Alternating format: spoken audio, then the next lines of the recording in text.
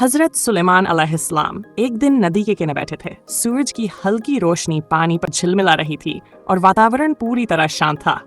अचानक उनकी नजर एक चींटी पर पड़ी जो बड़ी मेहनत से गेहूं का एक दाना उठाकर पानी की ओर जा रही थी। हजरत सुलेमान अलैहिस्सलाम उसे ध्यान से देखने लगे। चींटी जैसे ही पानी के पास पहुंची, एक मेंढक ने पानी से अपना सिर निकाला और अपना मुंह खोल दिया। चींटी बिना डरे उस दाने के साथ सीधे मेंढक के मुंह में चली गई। फिर मेंढक पानी में डुबकी लगाकर गायब हो गया। यह दृश्य बहुत अजीब था।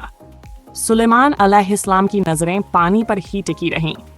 काफी देर के बाद वही मेंढक पानी से निकला, फिर से अपना मुंह खोला और वो चींटी बाहर आ गई। मगर इस बार उसके पास गेहूं का दाना नहीं था। सुलेमान अलैहिस्सलाम ने उसे बुलाया और नरमी से पूछा, बताओ ये सब क्या था? तुम कहाँ गई थी? चींटी ने अदब से जवाब दिया, ए अल्लाह के नबी, आपने जो उस नदी की तह में एक बड़ा सा खोखला पत्थर देखा, उसके भीतर बहुत सारे अंधे कीड़े रहते हैं।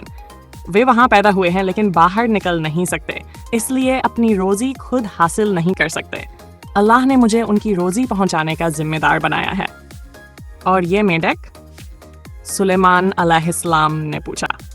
चींटी बोली, अल्लाह ने इस मेंढक को मेरे लिए मखसूस किया है। वह मुझे अपने मुंह में लेकर पानी के नीचे ले जाता है ताकि मैं सुरक्षित उस पत्थर तक पहुंच सकूं।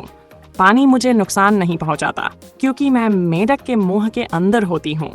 वह अपने मुंह को उस पत्थर के सुराख के सामने खोलता है। मैं रोजी ले जाकर उन अंधे कीड़ों तक पहुंचा देती हूं। जब मेरी जिम्मेदारी पूरी हो जाती है तो मेंढक फिर मुझे वापस ले आता है और अपने मुंह से बाहर निकाल देता है। हजरत सुलेमान अलैहिस्सलाम बहुत प्रभावित हुए। उन्होंने पूछा, क्या तुमने उन कीड़ों की कोई तस्बीह सुनी है? चींटी ने मुस्कुराते हुए कहा, जी हाँ, वे सब एक ही बात बार बार दोहराते हैं। ऐ वह जात जो मुझे इस गहरे पानी के अंधेरे में भी नहीं भूलता। अल्लाह की रहमतें हर जगह पहुंचती हैं, चाहे इंसान जमीन पर हो या कीड़ा किसी अंधेरे पत्थर के भीतर। अल्लाह हर जानदार की जरूरत को जानता है और उसका इंतजाम करता है, कभी एक चींटी के हाथों, कभी एक मेंढक के जरिए।